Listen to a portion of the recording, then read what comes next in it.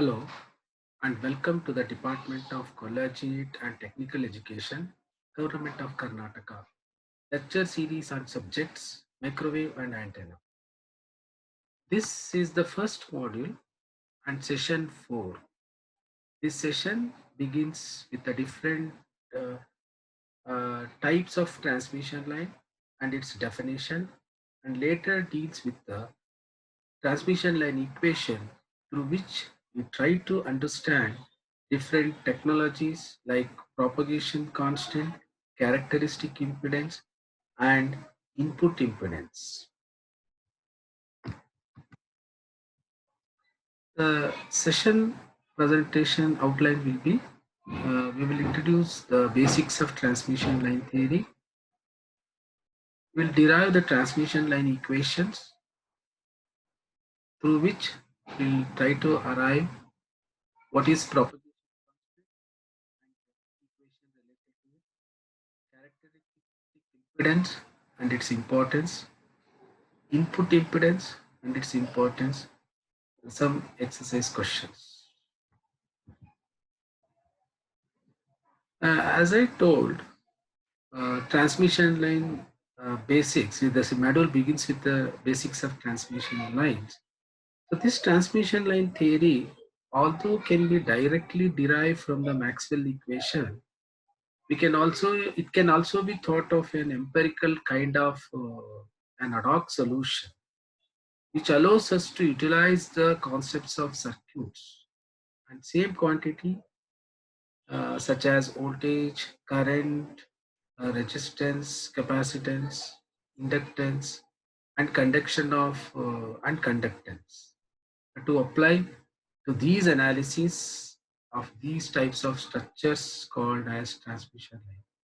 So what I try to say here, basically transmission line theory, it can be derived from the Maxwell equations, and the outline or the uh, understand a detailed understand of this transmission line can be viewed in the form of a circuit theory. With the help of a circuit theory also, you can derive the transmission line, you can model the transmission lines, or you can understand the structure, functionality of this transmission line. Basically, as you know, the circuit components like voltage, current, capacitor, resistance, inductance, conductance. So these are the basic parameters, electrical parameters of the network circuit theory. So the same thing can be applied in the transmission line. Our transmission line can be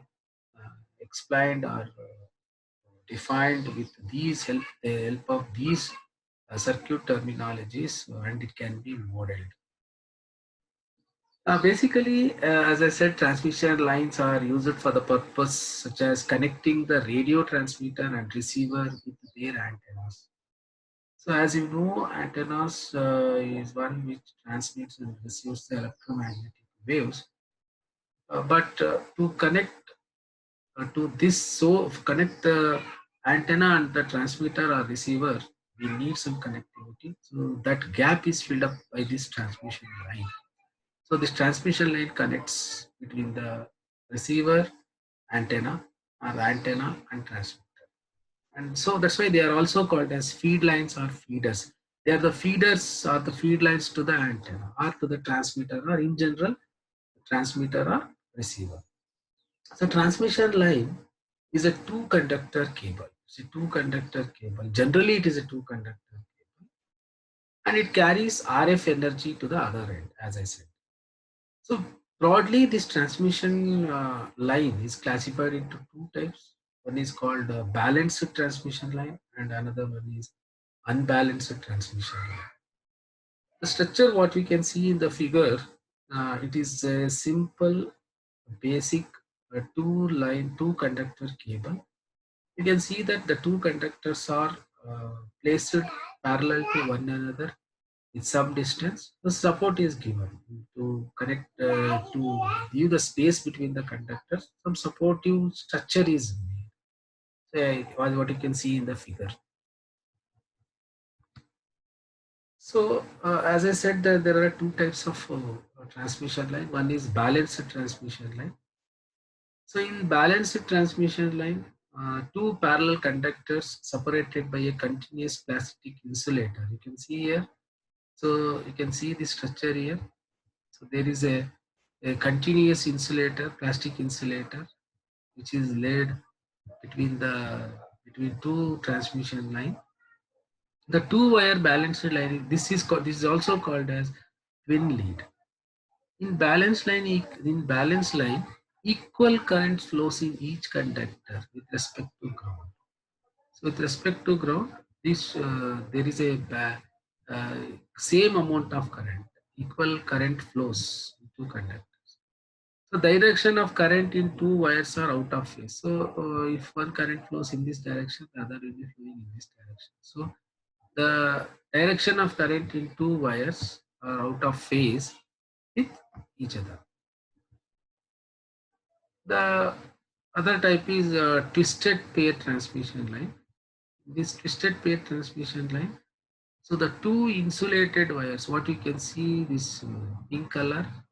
So this is the two twisted form of wires, a flexible line without the use of spacer. There is no spacer here. That means continuously this wire has been twisted. There is no space between these two. The space is filled by this twisting material only. So not used at high frequencies because of high losses occur in rubber isolation. So this is rubber isolation. So since it isolation because of the loss occurs in rubber isolation, it's not used for high frequencies. Losses increases when line is wet. So that is one of the disadvantage of this type of material. Because this twisting gives the mechanical robustness as well as not easy way of structuring. But when you go to the twin tube or the previous one which I showed in this twin lid, so mechanically not that much robust, as well as I need a lot of insulation here. So that's why we go for twisted pair. But the disadvantage is that when it is increases, loss will be there because of that high losses occurs in rubber isolation. So this is unbalanced transmission line. In unbalanced, there will be one conductor. There will be only one conductor, an inner conductor. So next, that inner conductor is surrounded by a dielectric material. So that is polythene. So above that polythene is surrounded by a copper grade outer conductor. We call this as it's a copper which is being grounded. Later on, it will be surrounded by an insulator. So since there is no uh, balancing amount of current, what I said in the previous cases, there will be two wires and one will be carry equal amount of current will be carried in opposite directions. But here only one inner conductor is there which carries the current. So that is named as an unbalanced transmission line. Electrical characteristics of two-wire transmission lines. So as I said, the transmission line is viewed in terms of the electrical parameters. So the four important transmission line parameters are resistance, inductance, capacitance, and conductance. And these are called as a primary constants of the transmission. So these are assumed to be intended of frequency for transmission line. So as I said, C that stands for capacitance. This arises because two lines, since they are conductors with electric fields. So long conductor, two wires are there kept in parallel. Definitely, there will be an conduct capacitance between the two lines. The two capacitors are two conductors. So that is C. And inductance occurs in each line due to magnetic field from moving charges. Because of charges will be flowing in the conductors, definitely there is a production of that inductance. That induct L is occurs because of this. Of course, since we use some conductors, the resistance will be there at R value.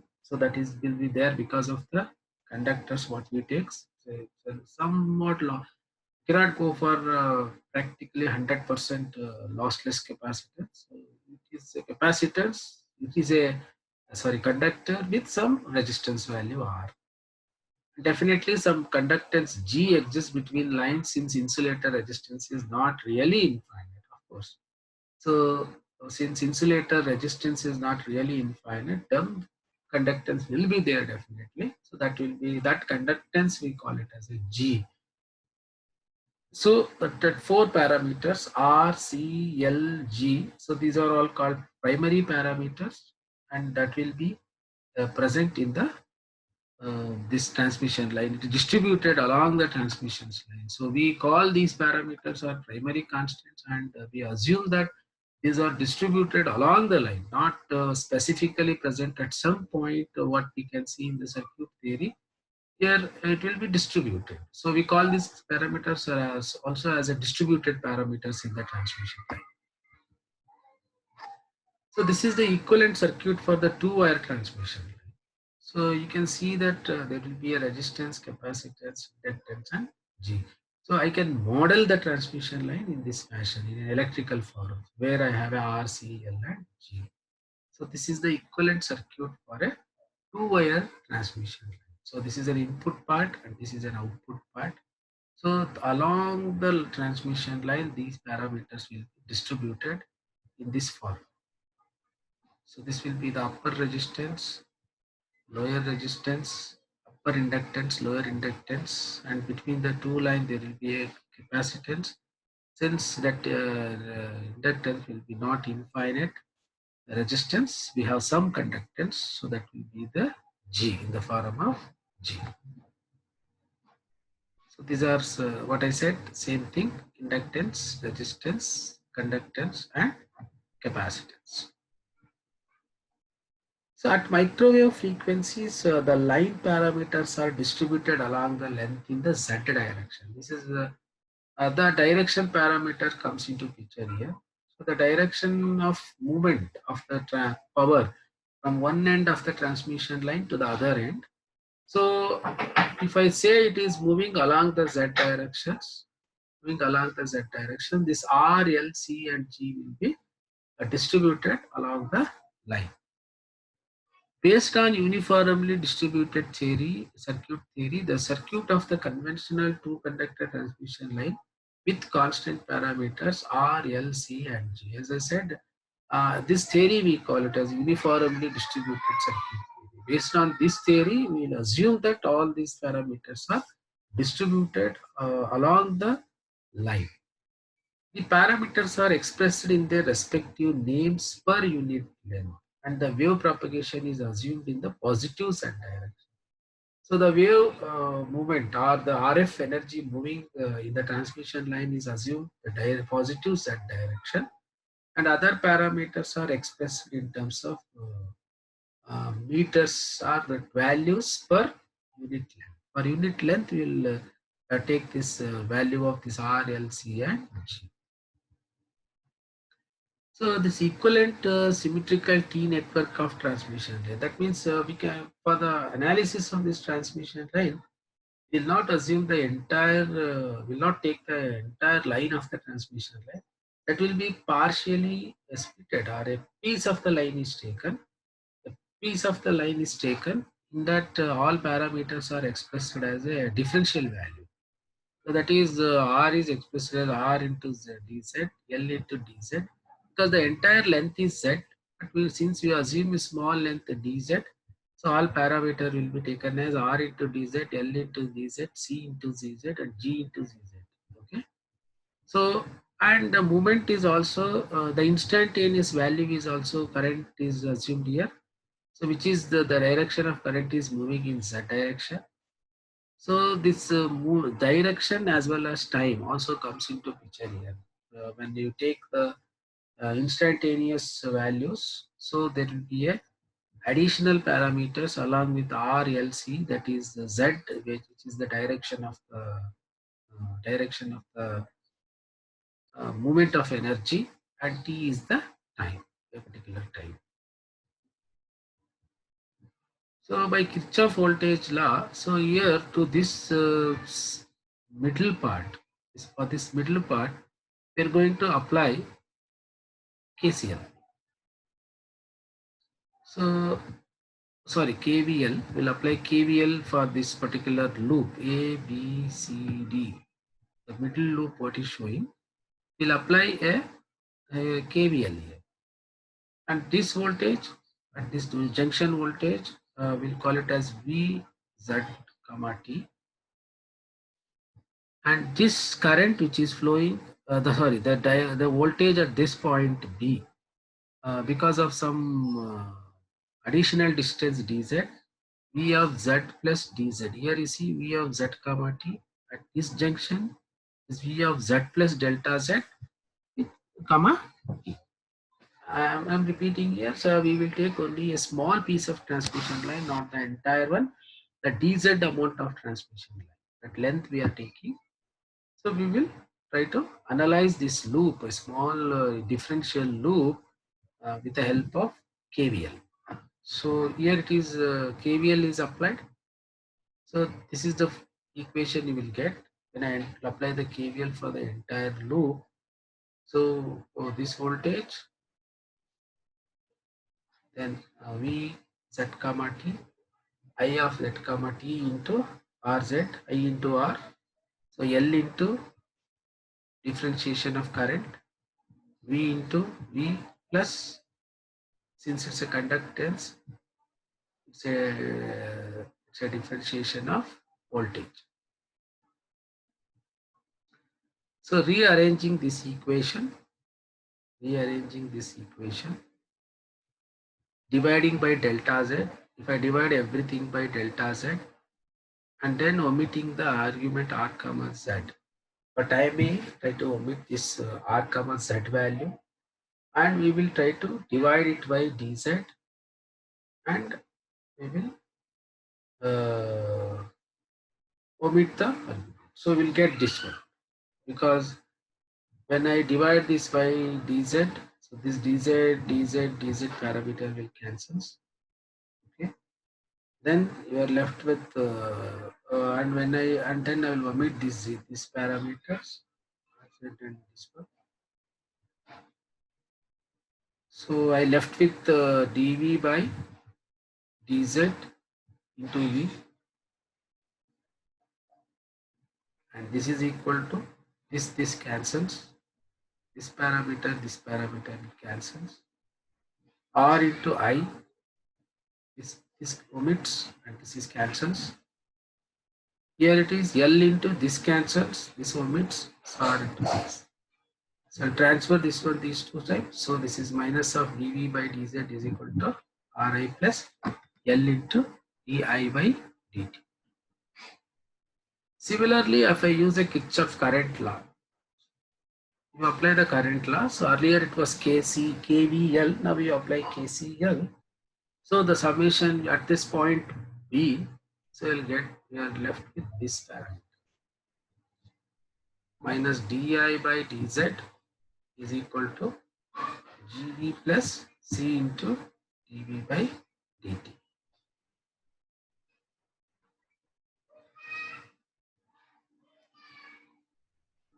Okay.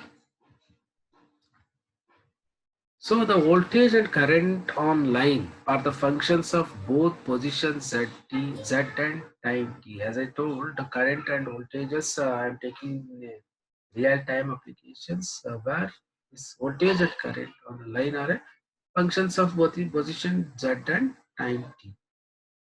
So the instantaneous line voltage and current can be expressed as in this. So where V of z comma t will be real part of this V of z into e to the power of j omega t, and the current will be I z of z comma t will be real part of I of z into e to the power of j omega. These two are the instantaneous line voltage and current. So those can be expressed in this form.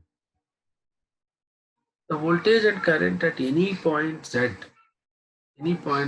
are finally given by this equation. So these are the two important uh, transmission line equations, where V of Z is equal to V plus e to the power of minus gamma Z plus V minus e to the power of gamma Z. I of Z is equal to I plus e to the power of minus gamma Z plus I minus e to the power of gamma Z, where this gamma, whatever there, it is alpha plus j beta, which is a complex number, which we call it as a propagation constant.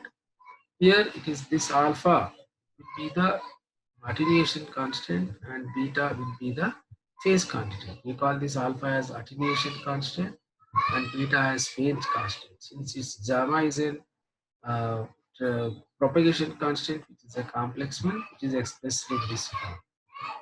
And you can see there is a V plus and I plus and a V minus and I minus. These two parameters are there here. Whereas this V plus and I plus indicates complex amplitudes in positive Z direction. Whereas VL and I minus, V minus and I minus signifies complex amplitude same but in the negative Z direction. So the idea of this negative Z direction is, suppose if the transmission line is end with some mismatched load, or load which is not having the same parameters or same impedance as the transmission end line is having, definitely there is a uh, reflection of that particular energy which is transmitting from positive direction to the reverse direction. So that voltages we call it as V minus and I minus. So these are the amplitudes of the negative Z direction. And as I said, alpha is a attenuation constant and beta is the phase constant. So I told V plus represents sending voltage amplitudes, and I plus represents sending current amplitude, and V minus represents reflected voltage amplitude, as well as I minus represents reflected current amplitude. So this characteristics impedance. So this transmission line offers a complex impedance over the length. So because energy is moving from one uh, end to other end, definitely this transmission line offers some transmission line offers a complex impedance. It will offer some impedance. So that impedance we call it as a transmission line impedance or characteristic impedance. So you can see that the V plus and I minus, because what happens here, V plus represents the sending voltage and I minus represents the reflected current. So this ratio we call it as characteristic impedance. And this is given by root of Z by Y, where Y is G plus J omega C and Z is R plus J omega L. In the complex form, that uh, impedance is represented by given by like Z will be a R plus J omega L and Y will be G plus J omega C. So for low loss lines, if you assume R is very great less than omega L and G is very less than omega C, definitely if you omit these two in the previous equation, you are left with Z naught is equal to root of L by C.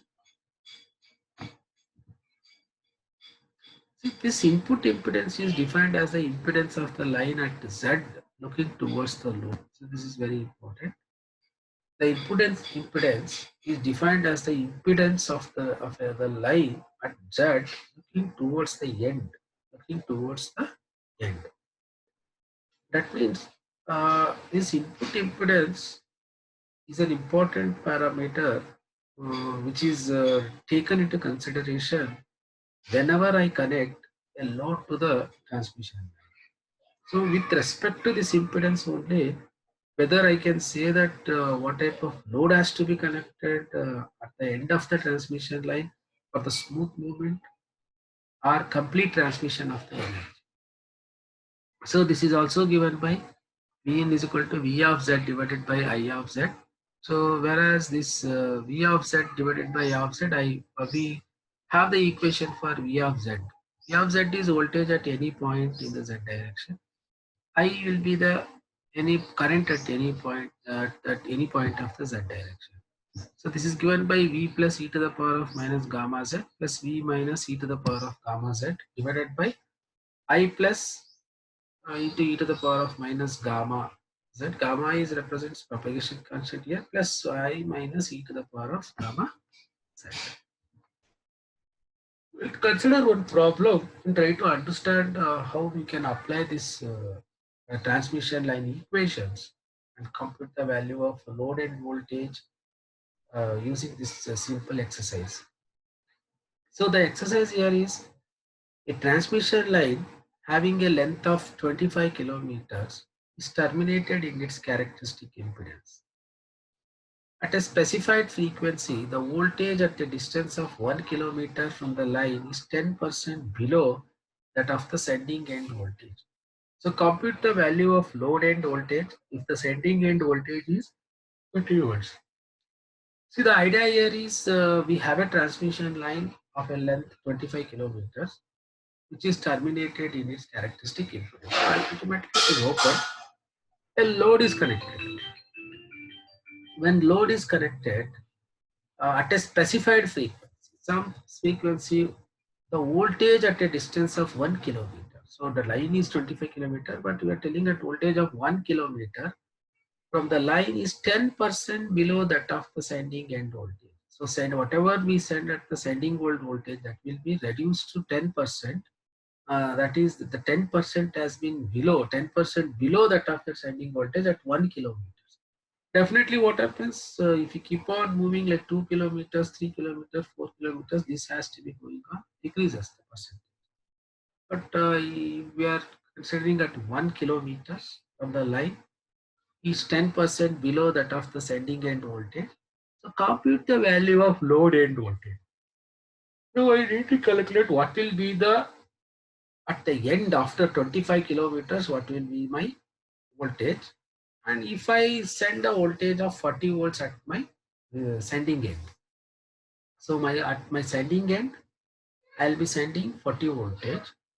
And at the end receiving end, what I am getting the load.